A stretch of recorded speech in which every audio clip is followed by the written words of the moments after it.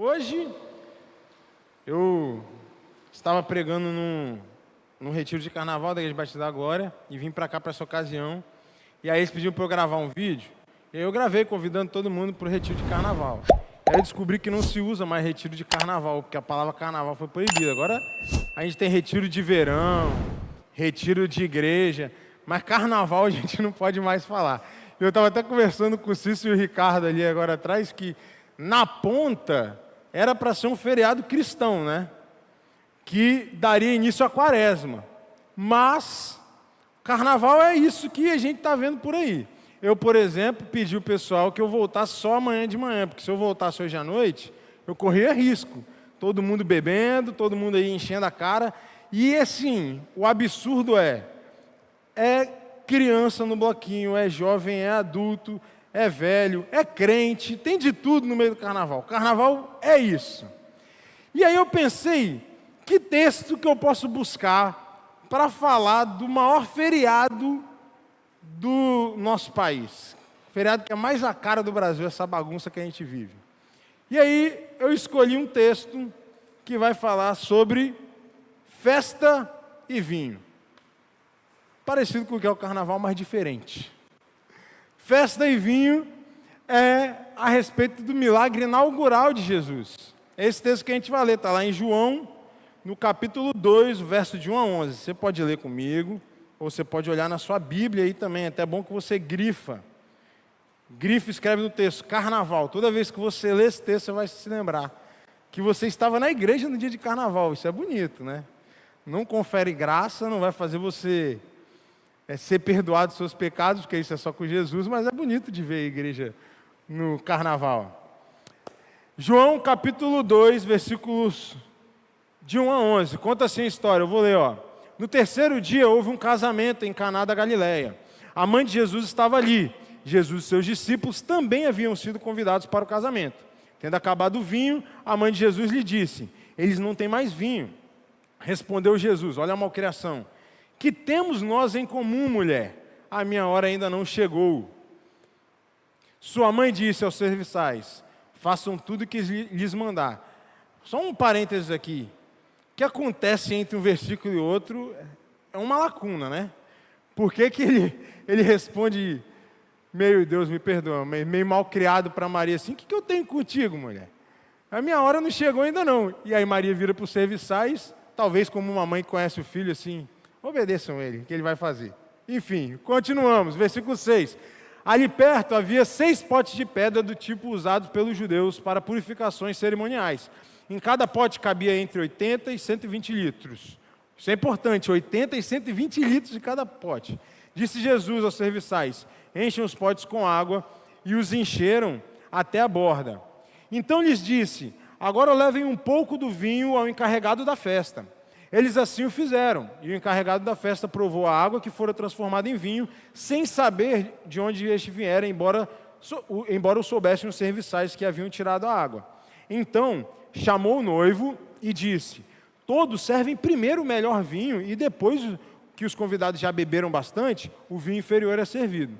Mas você guardou o melhor até agora. Este sinal miraculoso em Caná da Galileia foi o primeiro que Jesus realizou. Revelou assim a sua glória, e os seus discípulos creram nele. Se você já assistiu a série preferida de todo crente, que é The Chosen, você vai reconhecer essa cena, né? Jesus olhando para a água. Isso é muito legal, porque Jesus, na verdade, está olhando para a água. Se você for buscar o seu reflexo no vinho, isso não funciona muito bem. Mas aí a câmera está pegando aqui, como se Jesus estivesse olhando, buscando o reflexo ali da água. E aí a gente não sabe em qual momento isso está ali, se ele já está olhando para o vinho, como é que acontece, se ele já está olhando para a água, se ele pensou, se ele tocou no barril, ninguém sabe exatamente o que acontece. Sabe-se que era água e virou vinho.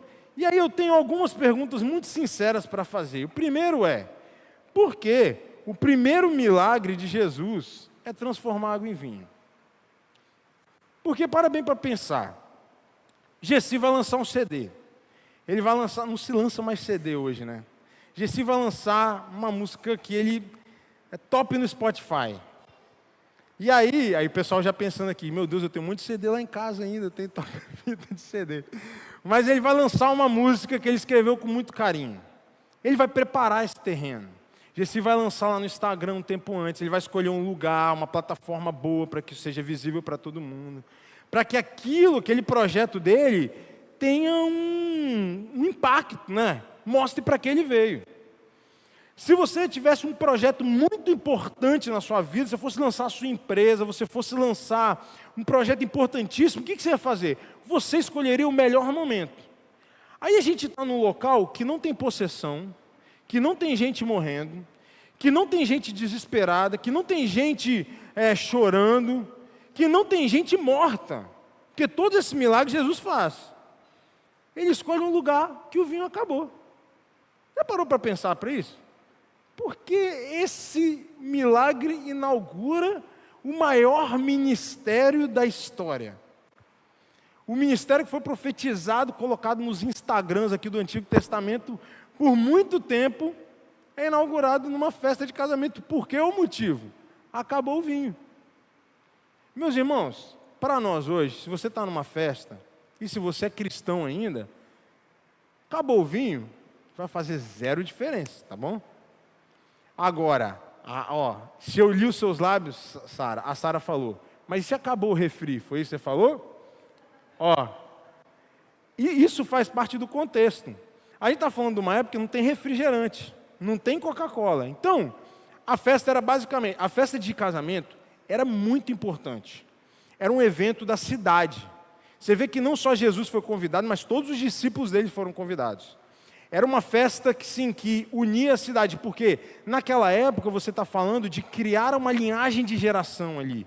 Então, é o ponto mais alto da vida de uma pessoa. E aquilo envolve toda a cidade. Então, acabar o vinho é um problema, por quê?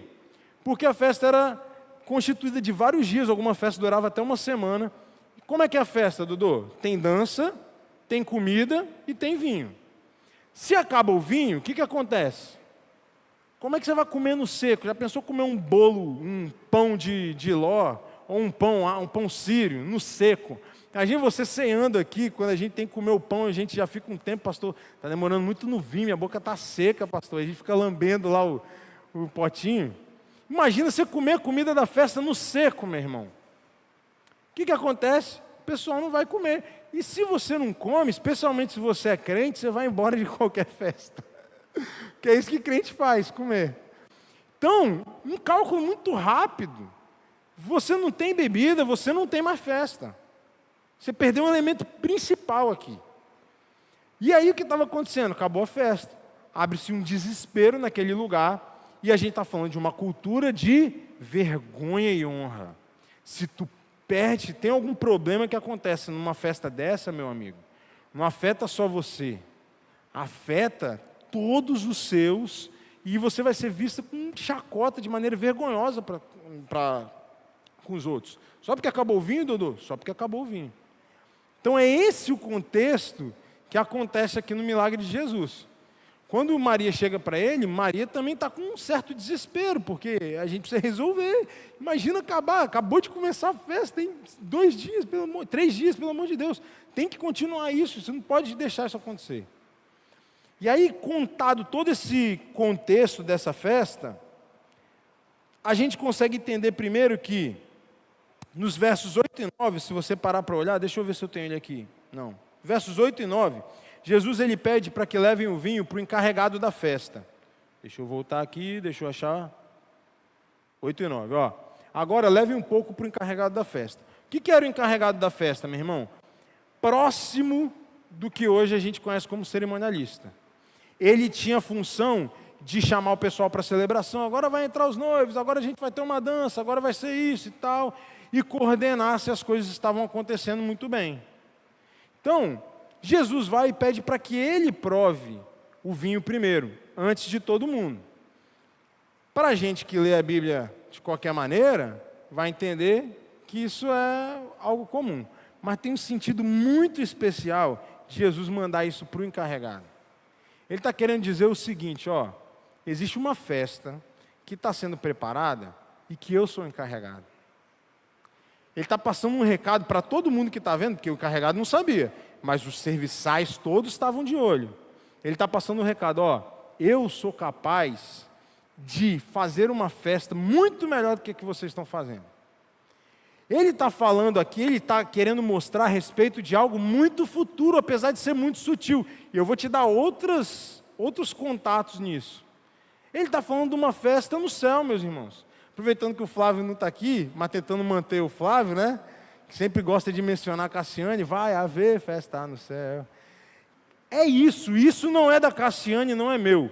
Lá em Isaías capítulo 25, versículo 6 e 8 diz assim, ó, que neste momento o Senhor dos Exércitos preparará um farto banquete para todos os povos. Um banquete de vinho envelhecido, de carnes suculentas e do melhor vinho.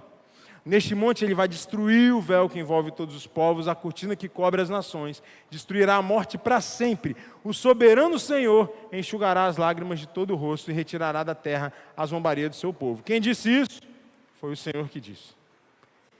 Essa profecia de Isaías está falando da festa futura. Então o que Jesus está fazendo aqui é, não tem momento melhor do que eu anunciar, aliás, não tem pessoa melhor para eu anunciar quem é o encarregado da festa de verdade do que eu mandar o encarregado da festa provar o melhor vinho, cadê aqui? Com carnes suculentas e o melhor vinho que ele já provou na vida dele. Esse paralelo é sutil, mas não é só ele, é por isso, o Tim Keller, quando fala desse texto, diz assim, Jesus Cristo declara, sou o Senhor da festa e no fim venho trazer alegria. Por isso o meu cartão de visitas é o meu primeiro milagre. E o meu primeiro milagre foi feito para todos rirem. Porque a promessa dele é de sorriso, é de alegria. A promessa dele, meus irmãos, é que a gente vai estar num retirão maravilhoso no final. Todo mundo com comida, não sou eu, não é minha mente de gordo que está falando. Com comida farta, carne boa. Já pensou o melhor churrasqueiro que você conhece, meu irmão? É um churrasco melhor do que esse. Já pensou uma bebida melhor que você mais gosta, mano? A Coca-Cola geladinha, trincando, não é, Davi? Aquela que está trincando, você está tirando, chega a ser difícil botar no copo. É uma bebida melhor do que essa. É isso que está sendo prometido para a gente. Mas tem outros detalhes sutis, porque ele escolhe esse. Primeiro a gente já falou, Jesus é o Senhor da festa, mas em segundo, porque há uma metáfora aqui da noiva e do noivo. Por algumas vezes eu contei, perto de 8, Jesus vai fazer, o Novo Testamento vai fazer esse paralelo, que Jesus é o noivo e que a igreja é sua noiva. Efésios 5, Apocalipse 19, Coríntios 11, Mateus 22, Apocalipse 21, tem um monte, isso foi o que eu tive paciência de contar. Tem um monte de passagens que vão mostrar para nós como Jesus vê a sua igreja. Como é que o noivo vê quando a noiva entra? É dessa forma que Jesus nos vê. Não é só o amor pelo cuidado que ele vai ter com ela, mas a forma como ele enxerga a sua igreja. Por isso que tem um banquete, que tem uma festa. Nada melhor que uma festa de casamento, para a gente provar disso. Mas tem mais. O terceiro, porque o vinho é que toma o lugar daquilo que era antes. Então, a água ali, na verdade, não era o elemento anterior. O elemento anterior era o vazio. Os potes estavam vazios e esse vazio, ele é preenchido com vinho. Para Maria, quando ela fala de vinho com Jesus, ela está falando de vinho. Mas para Jesus, não era vinho de tomar. Isso fica muito evidente porque essa conversa estranha entre ele e Maria, ele fala assim, ele diz assim, o que eu tenho contigo? Você sabe que ainda não chegou a minha hora? Meu irmão, eu te desafio a você encontrar na Bíblia Jesus falando da sua hora, sem estar falando da hora da sua morte. Eu trouxe só 2 exemplos aqui, João 12, 23 e 24. Jesus respondeu, chegou a hora de eu ser glorificado, filho do homem. Digo-lhes verdadeiramente que se o grão de trigo não cair na terra e não morrer, então a glória de Jesus aqui, ser glorificado, é morrer. Tá bom? Aí vamos para o de baixo, João 17. Depois de dizer isso, Jesus olhou para o céu e orou, Pai, chegou a hora, glorifica o teu filho, para que teu filho te glorifique. A gente acabou de ler que ser glorificado é a semente morrer. Então, todas as vezes que Jesus se refere à sua hora, ele está dizendo a hora da sua morte. Por quê, meus irmãos? Porque inaugurou o ministério ali, acabou. No The Chosen essa cena é sensacional, porque enquanto está acontecendo o milagre, um cara está fazendo uma explicação sobre os talhos do vinho. Que se você usar uma jarra de metal, e ele se quebrar, ou alguma coisa aconteceu, você quiser modificar, é só você cortar ela e alterar. Mas nessas talhas dele de purificação, a partir do momento que você insere o elemento vinho, nunca mais você consegue voltar atrás. Aqui as coisas só desencadeiam para frente. Então, é muito interessante a gente entender que isso inaugura o ministério de Jesus, porque agora nada mais vai ser novo, nada mais vai ser igual como era antes. Por isso que ele já sabe que aqui está começando aquilo que ele veio fazer. Ele não está falando que vai inaugurar os seus milagres. Ele não está falando que vai inaugurar as coisas que ele fez. Ele não está falando que vai inaugurar as curas dele. Ele não está falando que vai inaugurar as ressurreições das outras. Ele está falando que vai inaugurar a hora da sua morte. É para isso que ele nasceu. Percebem porque esse é um momento único na história para que ele desse seu cartão de visitas? Porque o casamento era o melhor momento para ele mostrar para que ele veio, que é o momento que vai mostrar para todo mundo, esse cara é Deus. E aí, meus irmãos, tem um detalhe muito importante, porque a chave desse texto está no final dele. Se você pegar o último versículo, está escrito assim, este sinal, eu vou ensinar uma coisa que talvez você já não saiba disso. O livro de João trata os milagres de Jesus como sinal. Por quê? Porque o sinal é algo que aponta para alguma coisa. Então aqui é uma indicação, toda vez que ele chama de sinal, ele está falando que os milagres são uma indicação de quem ele é. Então ele termina esse texto dizendo assim, este sinal miraculoso em Caná da Galileia foi o primeiro que Jesus realizou. Revelou assim a sua glória e os seus discípulos creram nele. Há um perigo aqui intrínseco. Porque os seus discípulos já tinham largado tudo para andar com ele. Em algumas versões de filme que você pode ver, acho que até no The Chosen também, Jesus passa os últimos momentos, esse momento ele ainda está angariando gente, mas aqui está dizendo que já tem uma galera que largou o que ia fazer e está com Jesus.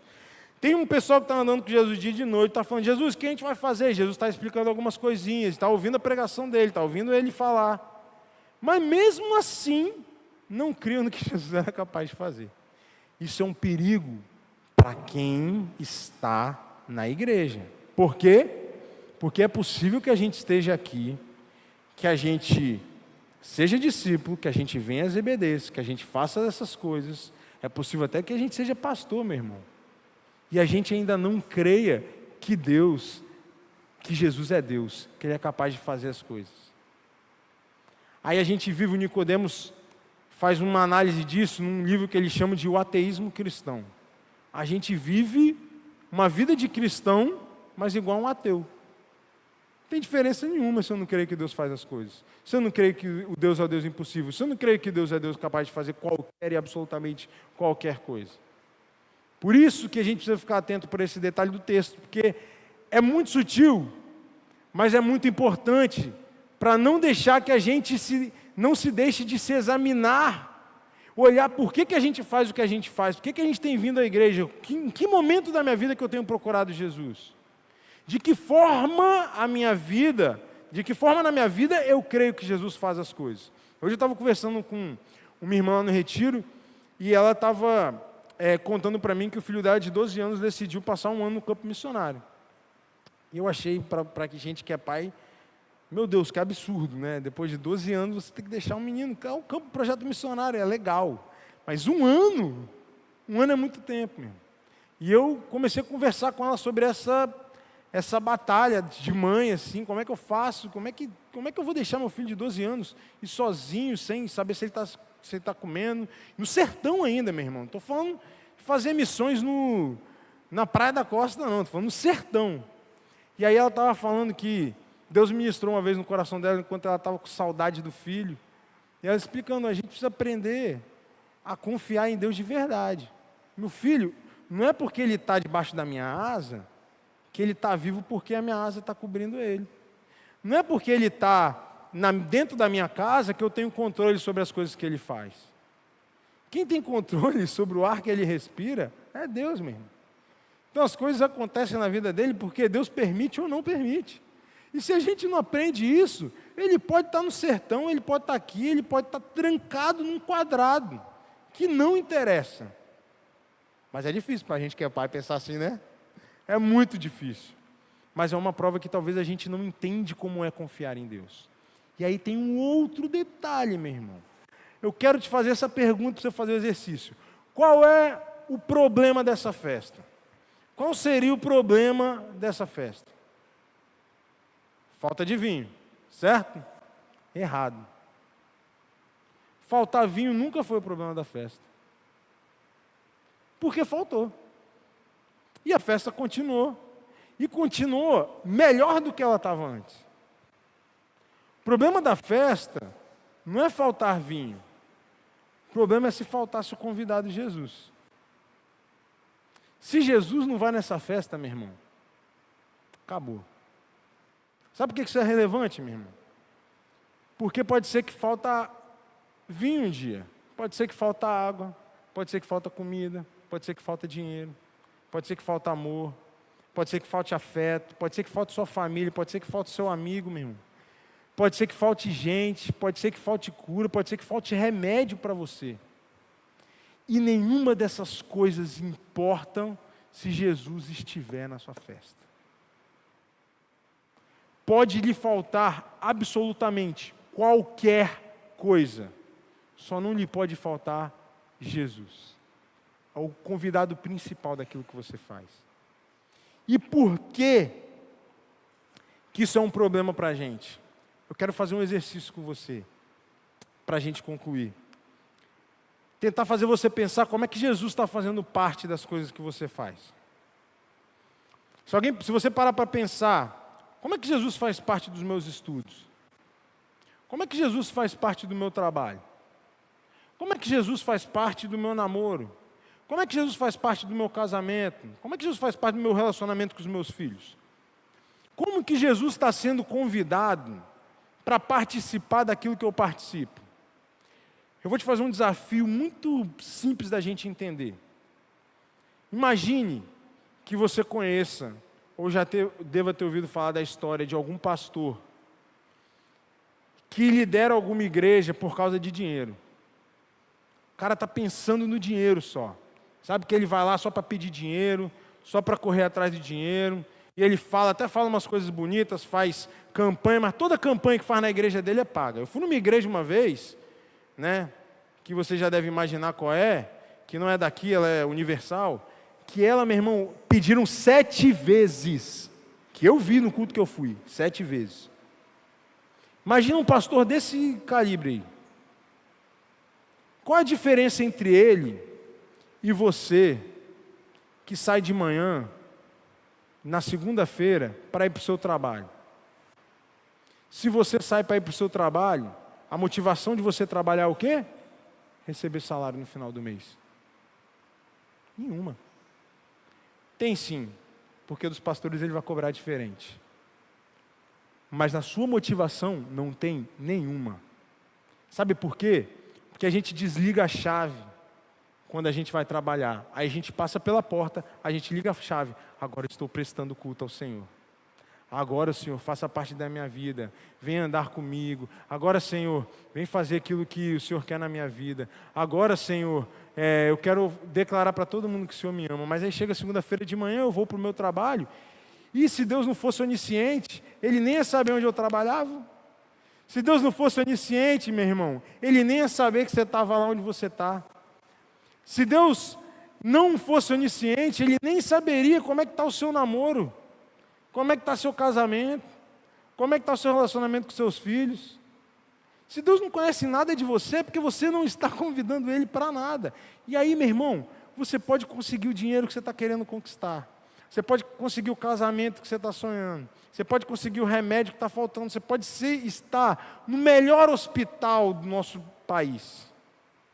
Mas se Jesus não estiver presente, você está correndo risco. É esse o desafio que eu quero fazer para você essa noite. O desafio da gente entender que a nossa vida é um culto. Que meu culto não começa quando eu entro na igreja. Que eu não posso convidar Jesus para entrar e para andar comigo só quando eu estou bem vestido, com a minha skin de crente, né? Eu não posso convidar Jesus para andar comigo só quando eu estou fora da escola. Eu não posso convidar Jesus para andar comigo só quando eu não faço prova. Eu não posso convidar Jesus para andar comigo só quando eu estou no Transcol e o motorista é maluco. Meu irmão, Jesus tem que ser convidado todos os dias para fazer parte daquilo que você está fazendo. Você está no teu trabalho, sabe, por um motivo só, para a glória de Deus. Você está na escola que você está para um motivo só, para a glória de Deus. Você está nessa família, passando pelo que você está passando, por um motivo só, para que a glória dele seja revelada através da sua vida. Você faz o que faz, você não só vem a essa igreja para a glória de Deus. Você vive 7 dias por semana, 24 horas por dia, para a glória de Deus. Se Deus não fizer parte das 24 horas dos seus dias, você está correndo perigo. A minha oração para você, meu irmão, é para que você perceba aonde faltou você convidar Jesus antes que o seu vinho acabe. Antes que a sua alegria, a alegria da sua festa, se torne luto. Antes que a alegria do seu casamento, que a alegria do relacionamento com seus filhos, que a sua alegria em estudar, em ter um emprego, em conquistar, em passar num concurso, em viajar, seja frustrada porque o vinho acabou. Porque o que o mundo pode te oferecer é finito. Vai acabar, uma hora vai acabar. A minha oração é para que antes do vinho acabe, você perceba que Jesus não tem feito parte da sua vida. Feche seus olhos. Eu quero mais uma vez fazer uma oração por você, meu irmão, que percebeu isso. Percebe que isso não é coisa de não crente, isso é coisa de crente. A gente que deixa essas pessoas, a gente começa a se parecer com o que o mundo é. A gente acorda de manhã, prepara o nosso café, aí a gente sai correndo para pegar um ônibus ou para entrar no carro porque a gente já está atrasado. E Deus não está participando disso. E a gente vai para o trabalho, chega no trabalho, teu chefe fala umas besteiras com você. E aí lá, conversando com as pessoas de lá, você prefere ter outros assuntos para poder distrair a cabeça. E Deus ainda não apareceu no seu dia. Ou até apareceu, sabe como? Você abre o seu aplicativo lá da Bíblia e tem um versículozinho. Amai-vos uns aos outros, ou sei lá, um salmo. Aí você leu e aquilo é suficiente para você viver no seu relacionamento com Deus. Quero te convidar agora, meu irmão. Faz um convite para que Deus ande com você. Para que Ele ande com você todos os momentos. Quando tu entrar no teu carro, quando tu se levantar e for beijar os seus filhos. Quando você dormir, quando você estiver brigado com a sua esposa, quando você estiver sofrendo com alguma coisa que seus pais têm te falado, quando você estiver passando por uma crise, mesmo, que estiver num momento de ansiedade, chame Deus para participar daquele momento com você. Convide Ele para andar com você. Essa é a diferença. Não é só viver chamando para que Ele participe, mas para que Ele caminhe do seu lado. Pai, nós queremos orar ao Senhor pedindo perdão, Pai. Perdão porque todos os dias nós temos corrido atrás de coisas que são nossas. Todos os dias nós temos corrido atrás, Pai, dos nossos sonhos, dos nossos desejos, das nossas vontades, que às vezes não são ruins, Pai, nós entendemos isso, mas que o Senhor não tem feito parte. Simplesmente não temos convidado o Senhor para a nossa festa. Pai, nos perdoe. Faça parte do nosso dia a dia. Faça parte do nosso café, do nosso levantar. Faça parte do nosso trabalho. Faça parte do nosso relacionamento, do nosso namoro, do nosso noivado, do nosso casamento, Pai. Faça parte, meu Deus, das nossas rodas de conversa. Faça parte daquilo que a gente olha na internet. Faça parte daquilo que a gente faz no nosso trabalho, daquilo que a gente estuda, Pai. Essa é a nossa oração essa noite. O nosso convite para que o Senhor esteja presente naquilo que a gente fizer, Pai. não só para que nós sintamos a alegria de ter as coisas realizadas, mas para que a gente sinta a segurança de andar contigo. Essa é a nossa oração, meu Deus. Pedindo por aquelas pessoas, Pai, que não têm encontrado o Senhor, que têm olhado para os cantos e não conseguem te enxergar, não conseguem te achar, porque o Senhor não foi chamado. Porque se a gente abrir a porta, o Senhor estará lá. Se a gente pedir, o Senhor nos dará, Pai. Então, em nome de Jesus, muda e molda o nosso coração. Essa é a nossa oração essa noite, antes que o nosso vinho acabe. Em nome de Jesus.